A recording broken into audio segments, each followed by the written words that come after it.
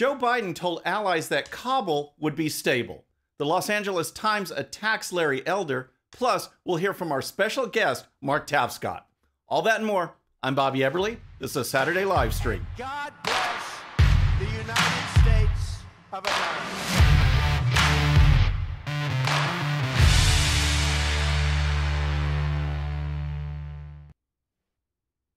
All right, friends, welcome to the show. Happy Saturday. I hope you had a great week. If you're new to the show, thank you so much for tuning in. We're going to start with Joe Biden because the more information that comes out, the worse things look for Biden, Harris, and the entire administration. You've all seen the double talk. Biden said America wouldn't be airlifting people from the embassy like in Saigon. Yet that's exactly the images that were appearing on televisions all across the country. He said the Taliban wouldn't take over, and ever since, he's been backtracking, equivocating, and pointing fingers.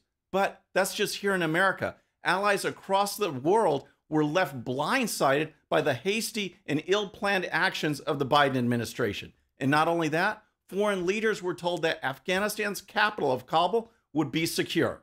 And here's the story. President Joe Biden in June told allies in the Group of Seven that the U.S. would ensure Kabul's stability after withdrawing troops from Afghanistan so they could maintain embassy operations in the capital, a promise that didn't pan out as Taliban forces took over the country in less than a week, according to a memo obtained by Bloomberg News.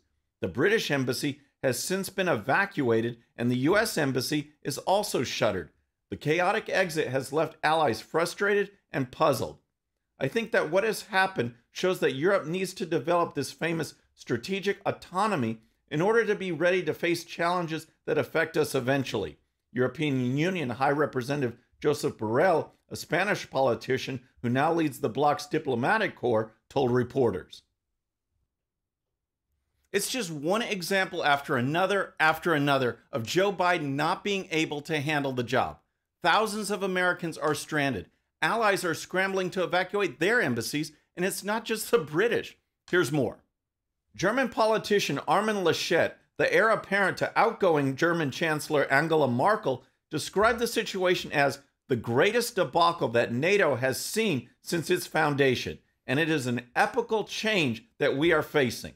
On Friday, however, Biden said he has seen no question of credibility from our allies. As a matter of fact, the exact opposite I've got. We're acting with dispatch. We're acting committing to what we said we would do, he said in a speech from the White House. There is a definite pattern emerging from this entire situation. If Joe Biden says something, the opposite is likely true. Prior to Biden saying that allies weren't pouring down criticism, they were pouring down criticism. Biden also said on Friday that he made an agreement with the Taliban that Americans would be safe as they left the Kabul airport. Later on, Secretary of Defense Lloyd Austin said, not exactly. Secretary of Defense Lloyd Austin said Friday that the Pentagon has been made aware of Taliban fighters harassing and beating Americans attempting to flee Afghanistan, contradicting President Biden's remarks just minutes before. Mr. Austin's statement, first reported by Politico, came during an unclassified telephone briefing on the Afghanistan withdrawal for members of Congress. We're also aware that some people, including Americans, have been harassed and even beaten by the Taliban, Mr. Austin said, according to multiple sources. This is unacceptable, and we made it clear to the designated Taliban leader. It's unacceptable, yet it's happening. And Joe Biden said it wasn't. But that's not all. During Friday's press conference, Biden also said that we have no interest in Afghanistan now because the Taliban is gone. The fact of the matter is, I have not seen that. Matter of fact, the exact opposite I've gotten. The exact opposite thing is we're acting with dispatch. We're acting, committing to what we said we would do. Look, let's put this thing in perspective here. What interest do we have in Afghanistan at this point with Al-Qaeda gone? We went to Afghanistan for the express purpose of getting rid of Al-Qaeda in Afghanistan, as well as getting Osama bin Laden. And we did. We did. Tough words, but just like his statement about Americans being safe, just because their words were tough doesn't mean that they were true. Just about an hour after Biden's comments, Fox News national security correspondent Jennifer Griffin questioned the Pentagon spokesman, and here's that exchange. John, what is your current estimate for how many al-Qaeda are inside Afghanistan? I haven't seen an estimate on that. I don't know. We have an exact estimate. Military intelligence estimates about how many al-Qaeda remain in Afghanistan. We know that al-Qaeda is a presence, as well as ISIS, in Afghanistan, and we've talked about that for quite some time. We do not believe it is exorbitantly high, but we don't have an exact figure for you. As I think you might understand, Jen, it's not like they carry identification cards and register somewhere. We don't have a perfect picture. Oh my gosh. So Biden said to the allies, everything's all good. Wrong. He said Americans are safe. Wrong. He said there's no al-Qaeda in Afghanistan. Wrong. The more this goes on, the more it becomes clear that Joe Biden is in over his head. All right. So next, let's talk about Larry Elder and the effort to recall California Governor Gavin Newsom. But first, if you're new to the show or haven't subscribed yet, regardless of platform, just search out my name. Hit that subscribe button. Make sure notifications are turned on. That way you can follow the show and help us grow. Okay, so let's talk about conservative icon Larry Elder. He's currently the leading candidate in the effort to recall California Governor Gavin Newsom. The polls are not looking good for Newsom right now, friends, and that means the entire radical left machine will be working overtime to prop up Newsom and attack his opponents, especially Elder. But in case you think you've seen it all from the radical left, the Los Angeles Times has sunk to a new low with its latest attack. And here's the story. A Los Angeles Times columnist called conservative talk show host and California gubernatorial candidate Larry Elder the black face of white supremacy in the title of her op-ed published Friday.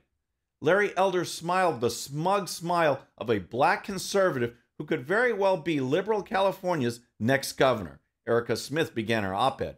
She then described a speaking event Elder attended in Orange County where he called rising crime a phony narrative. I won't lie, Smith wrote in response to Elder's statement. Few things infuriate me more than watching a black person use willful blindness and cherry-picked facts to make overly simplistic arguments that whitewash the complex problems that come along with being black in America. Now, if you read her column, she basically states quite clearly why she's writing it. The polls show Newsom could lose the recall election, and the leading candidate to replace him is Elder. Thus, she has to write the column attacking Elder. And when the radical left goes on the attack, nothing is off limits. The black face of white supremacy? Are you kidding me? It's just outrageous. And here's more. Elder opposes every single public policy idea that's supported by black people to help black people, Smith wrote, and repeatedly called Elder smug throughout the op-ed.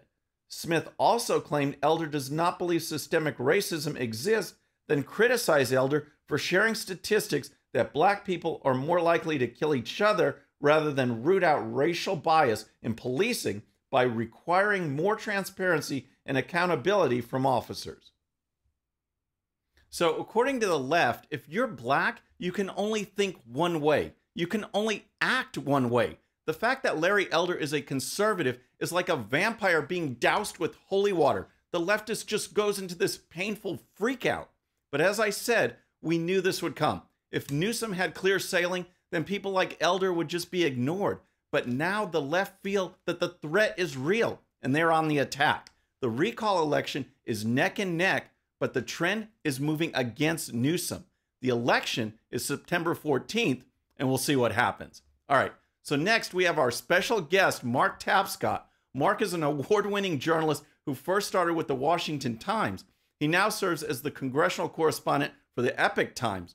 Mark served as the communications director over at the RNC during the Reagan administration, and he's been inducted into the Freedom of Information Act Hall of Fame. He's worked for numerous elected officials, and he's also the founding editor of Hill Faith. Mark, thanks for joining us today. Bobby, thank you for having me on. It's great to be here. Well, I appreciate it. And folks, I first met Mark a couple of weeks ago. We were co-guests on a show, and the interview, I was brought on as a guest as well, but I found myself listening to you, Mark, more than wanting to offer my own comments. So I really appreciate you being here. Let's go ahead and start with Afghanistan. That was my segment today was just the latest. You know, you have everything that's going on all week. What has stood out to you so far? You know, Bobby, I have to say this. I notice on your shelf behind you, you have a Batmobile. And it makes me think that the Joker somehow managed to escape from the nursing home that they have him in. Right. And he's in the White House. I cannot imagine how the American presidency could be led like this. You're opening with all of the major contradictions on the big issues this past week. Really says it well. As President Reagan said, the government's left hand doesn't know what its far left hand is doing. Yeah, exactly. So what when you see these images, though, I mean, Joe Biden just last month said Kabul will be safe, Taliban won't take control, everything's all good. He's saying that to us and apparently to the allies as well. What came to mind when you saw those images of people just trying to get on these planes and escape? Oh, Bobby, I'll tell you, it's hard to avoid the conclusion that this is going to have a very bad ending, and very likely we are going to end up with a situation in which hundreds, maybe thousands of Americans are in effect hostages of the Taliban. And the Taliban, there is no limit to the cruelty and the barbarism that they are quite willing to inflict on Americans. And this is going to get really, really bad. I hate to say that, but I just don't see how it's avoidable at this point. Right. And one thing, we actually had a question from a viewer pop up a little bit ago asking about this. Not only have the troops pulled out before the civilians, but they didn't bother to take all the equipment and technology with them. What do you think about that? I mean, the treasure trove of data and hardware that the Taliban now has.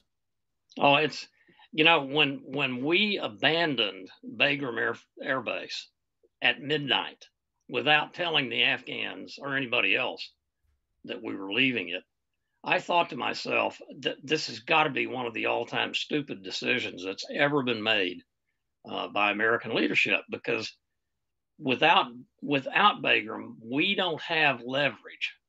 What we are left with is we are surrounded. We're in the worst possible tactical situation vis-a-vis the Taliban. If we had kept Bagram, we would have some military leverage to exert against them to make sure that they, for example, don't beat up Americans who are trying to make it to Kabul airport to get out. But we've got no leverage now. It's I don't worry too much about the Taliban having possession of Black Hawk helicopters.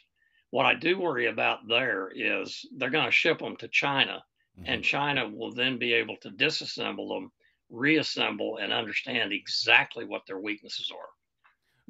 That's a bad thing. Yeah, exactly. And I've heard this from numerous folks too. It's not so much, the size and shape or materials used to make these aircraft. It's the avionics, it's the electronics, Exactly. and that they just don't have. They're not that advanced, and now we have it just sitting there for them. Handed it to them. Yeah. It is absolutely. It's as if Lincoln abandoned the Capitol as Robert E. Lee's Confederate Army approached. That's how ludicrous it is when we left Bagram. Yeah, exactly. Here's one question, and there's no easy answer to this, because it's clear that public sentiment, is in presidents, Obama and Trump and now Biden have said we need to leave. We can't have endless wars, which I don't know if that phrase actually applies here. But I just want to throw one thing out there on the U.S.'s role going forward, and that is the fact that because we were there 20 years, you have this whole generation of women and young girls who have known nothing but an American presence. That means they think it's actually normal to watch TV and go to school, go to work, and be outside. It's a totally different world with the Taliban now, and it's got to be shocking. They've grown up thinking and believing and acting that their opinion matters, that opportunity is something that applies to men and women. And now the Taliban is going to tell them, no, you don't have any opportunity except to put on a burqa, shut up, and have babies. That's basically what they will do. And it's as if we're back in the 11th century. Yeah, and I mean, there's already reports of, Taliban going door to door, killing American supporters, rounding up women. I mean, they see their hair, they're being burned. It's just a tragic situation. I want to move a little bit to another issue that's facing America. With Afghanistan, it's hard to tell, with the government being controlled by the radical left, on what's intentional and what's just incompetence. I think this week we always see both, but there's a high level of incompetence going on here. Let's turn to our southern border, because I think that moves more toward the intentional, and with just each month getting worse and worse and worse as far as these illegal border crossings. What's your assessment of the situation? Bobby, I mean, you reach for words adequate to describe the absurdity of what has been done, what is being done down there. Just consider the border crisis in the context of COVID. We're telling American children all over this country they have to wear a mask in school. Meanwhile, and we're telling them that because the Delta variant is spreading across the country. But we are still leaving the southern border wide open.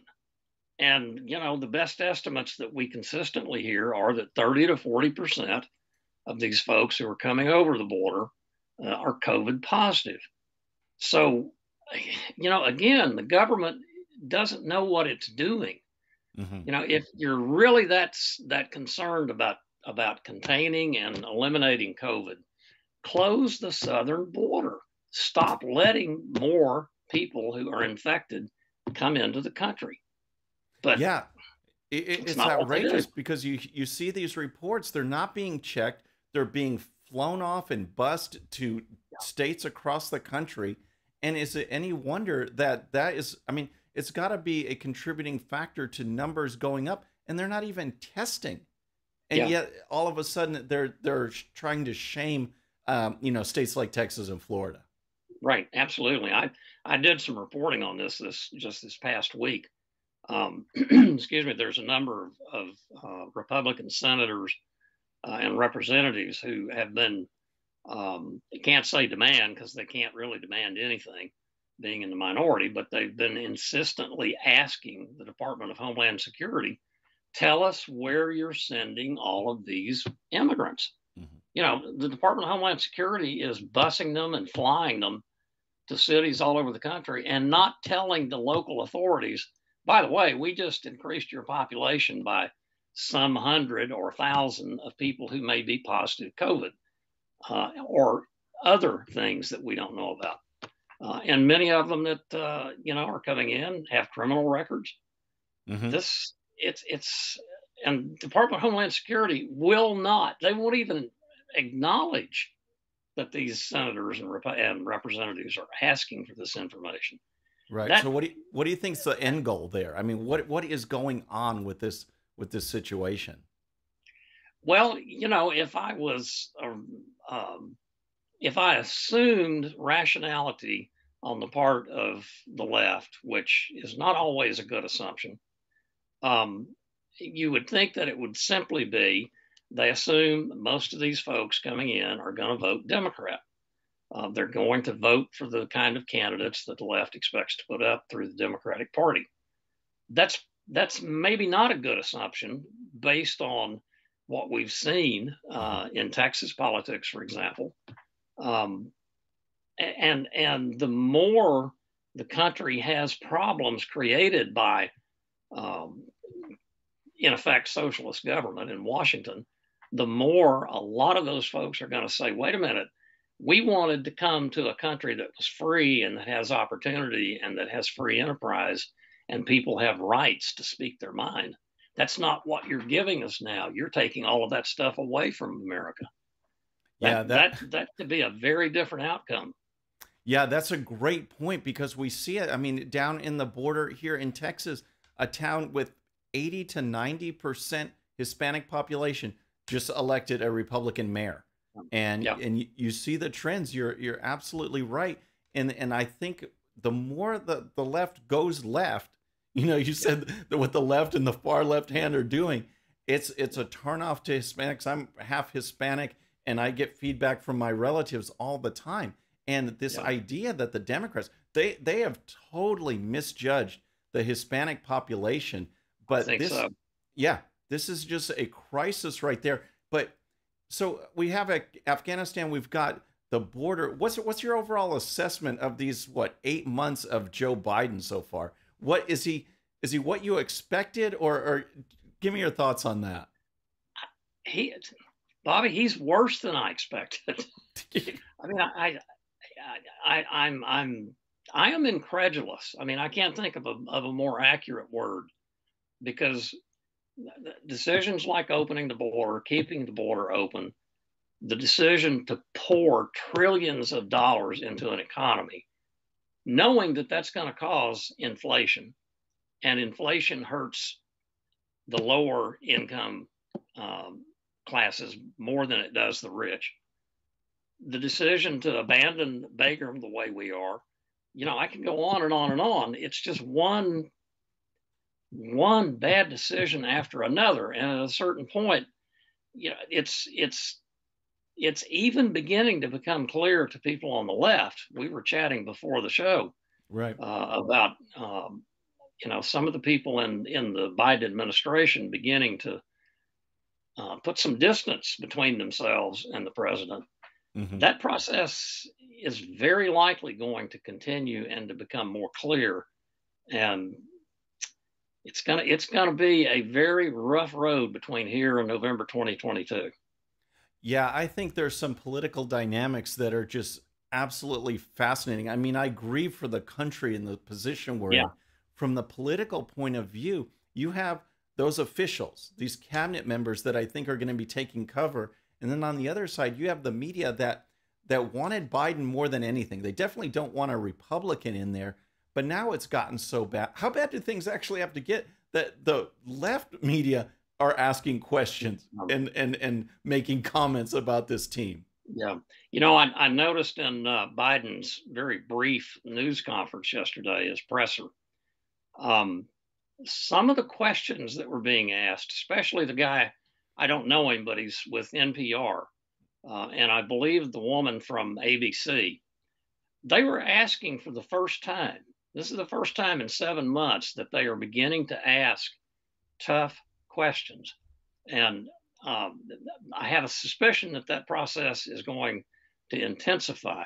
And when Biden is confronted with reporters who actually ask tough questions, and then more important, ask the follow-up questions, which is what they don't do at all now. But when they ask the follow-up questions, Biden, I think, is going to be seen as a sputtering, I hate to use the word, but incompetent. Right. We elected this guy. Yeah, that's what I can't believe. And I make that dig like on every show when I dig into Biden. It's like, folks, you know, especially the folks that said that I'm Republican, but I'm going to vote for Biden, you know, because Trump's tweets are too mean. I don't want a mean tweet. It's like, look at what's going on. But Mark, I want to talk. We talked a little bit now about this media coming around. Let's dive into the media in general, okay? Because we saw them turn not just left but vicious over the Trump years with the attacks and the fake stories. Over your years of being a journalist, give us a sense of how that's changed and maybe why and what you're seeing. Yeah. You know, it's very interesting. I was the assistant director for public affairs at the Office of Personnel Management. which of course leads the manages the career civil service in the federal government. So I had occasion to deal with the Washington Post every day, and frequently it was hand-to-hand combat. But then, and I'm talking in the first term of the Reagan administration, then there was still the dominant culture in the newsrooms of the Washington Post and others that, you know, you have to make the effort to present both sides. You have to ask challenging questions when a political figure makes a statement that clearly is not reflective of reality, to put it diplomatically. So I had a basis to deal with these people, and generally speaking, we got, if not a fair hearing, we got a hearing. It's Right. not even close to that now, because that former culture of presenting both sides, being fair, being accurate, and being as comprehensive as possible is gone. Now it's all about creating a narrative. And that narrative invariably, number one, favors more government. Number two, paints an extraordinarily negative picture of anybody who disagrees with that. And number three, requires what people who are English literature critics used to call a willing suspension of disbelief. In other words, you have to accept what they say as true, regardless of what you think it is. Mm-hmm. That's it. We don't have journalism anymore. We have propaganda. Right. And you know what amazes me too is, like, you want your journalists to present both sides so that people can make a decision. But even outside of that, like me, I love to debate, and I love to, you know, go at people and try and gig them. So if I were a journalist, even if I didn't present both sides, I'd probably be an equal opportunity insulter, you know, because you want to make the elected official squirm, whoever it is, by asking that deeper question. And so it's like, Republican or Democrat, if you're saying something that's kind of, you know, wishy-washy, or, hey, we know that's not true, let's hold them to the fire. But the fact that the ideology is so much stronger that they won't even do that, it just really speaks volumes of the state of today's media. You know, one of the reasons why I became a journalist after serving in various political capacities in the Reagan administration and over on Capitol Hill was precisely because of that experience in government. I really saw how easy it is for politicians to misrepresent reality, what they're doing, what they haven't done, and why. And I thought, you know, I knew the First Amendment, the founders put it in there because they knew an American republic has to have a credibly independent source of truth. That's what the media is supposed to be. Mm-hmm. We're supposed to be the accountability factor. If they lie, we call them to account for it. That's not happening now. And when I say that, trust me, there are some Republicans in this town who don't have jobs because of reporting that I did, or that reporting that reporters working for me did. Mm-hmm. So, you know, I'm an equal opportunity guy, just as you said. Yeah, exactly. So how do you like things over there at the Epoch Times? I mean, they're really starting to make a splash and an impact in conservative media. You know, it's ironic. When I first left the Reagan administration to become a journalist, I went to the Washington Times, which of course was owned by a South Korean of some reputation, Reverend Moon. Mm-hmm. But I learned the basics of good traditional journalism. My main editor there was a man named Wes Pruden, who was from Arkansas. And the thing that he taught me was, get it first, but first get it right. Mm-hmm. First get it right. And that's what journalism is supposed to be all about. Yeah, it's competitive. You want to get the story first. You want the scoop, but you got to get it right. And the folks at the Epoch Times today, the Epoch Times was founded by a bunch of folks who escaped the Chinese Communist Party some 15 years ago. And they knew, the media coverage of China and the Communist Party was fundamentally inaccurate in so many ways.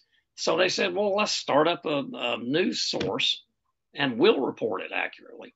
And that's exactly what they did. And they've moved even beyond just the focus on China, but to becoming a credible, trustworthy news source about what is happening in America and in the world on the broad front of news. And it's amazing to me, the thing is growing by leaps and bounds. I mean, it really is becoming a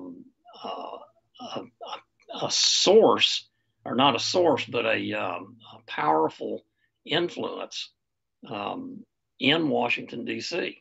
And that's a good thing. Yeah. Because that's what we try to do is, here's what's happening. Make up your own mind.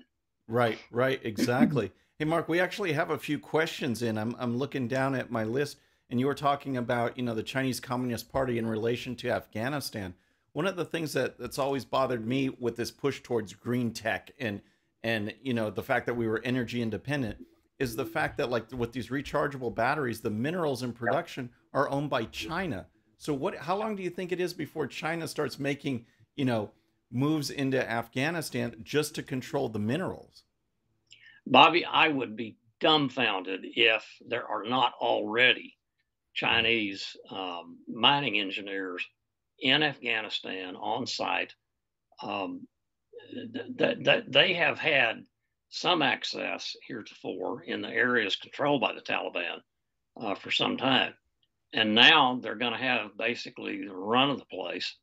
And Afghanistan has tremendous reserves of lithium, for example, which is absolutely critical to a battery that's going to be used in an electric vehicle.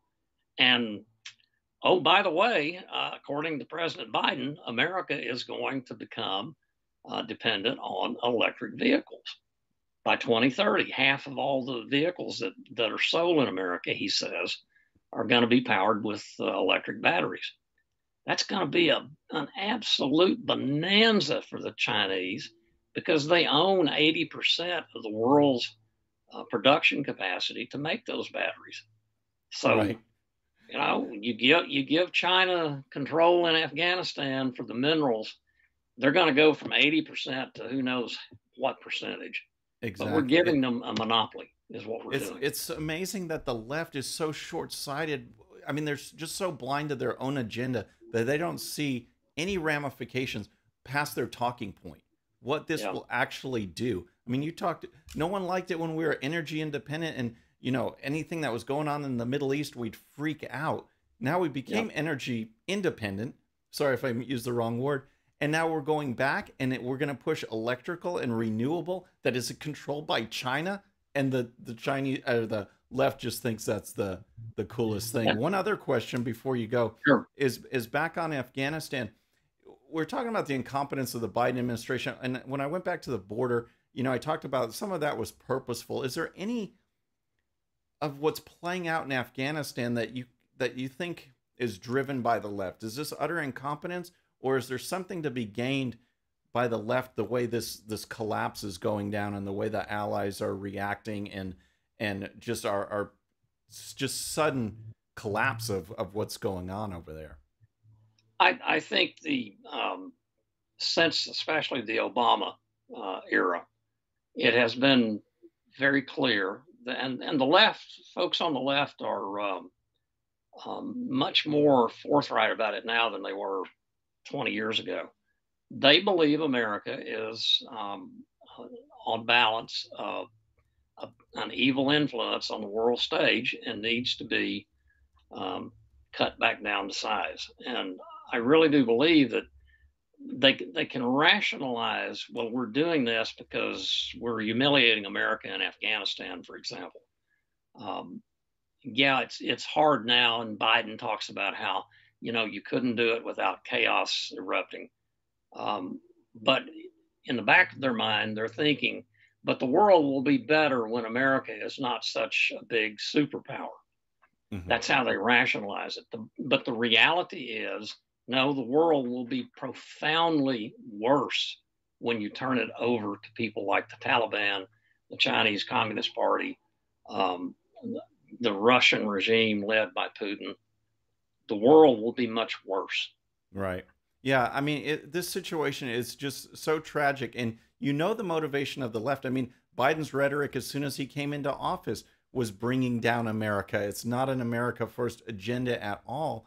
And you just gotta, that there are elements of the radical left that love what we see happening because it brings down America's standing, which the left always says we want to renew or rebuild America's standing. What they mean by that is probably trashing it, right, exactly. Making America last. Well, Mark, I appreciate you being here so much. This was great. I'd love to have you come back on again. I'd love to do it too. Okay. Thanks a lot. Have a great weekend. You too, Bobby. All right. Bye-bye. All right, folks. That was just a great interview. And I want to take the time to thank Mark again. Mark Tapscott. Check out his columns, his reporting over at the Epoch Times. He is just a wealth of information. And this is why we had him on, because when I was a guest with him before, it was just a really, really fun time. Topic after topic after topic. He just has a wealth of information. So now, if there are any questions, I'll take questions from the group. I just want to thank you guys for some super chats. We had Gigi Quillen, Snurdy, and Kyle Reeves, my man. Thanks so much for supporting the show. I really appreciate you guys. Send me a link from the link in the description. I'm going to send you guys a 13-minute news hour mug because you've been so awesome. So contact me through the link in the description and we'll get that out to you. Anything else we got going on? We've had a really great week on Right Side Broadcasting. I know some of you will be watching, most of us will be watching President Trump's rally later on today from Alabama. That's going to be exciting. But for our show today, that will wrap things up. And I appreciate you being here so much. But don't forget, if you're new to the show or haven't subscribed yet, regardless of platform, just search out my name, hit that subscribe button, make sure notifications are turned on. That way you can follow the show and help us grow. All right, so our next show is going to be Monday, regular time on my channel, regular time on Right Side Broadcasting. I encourage you to tune in. Until then, I'm Bobby Eberle. This is a Saturday live stream.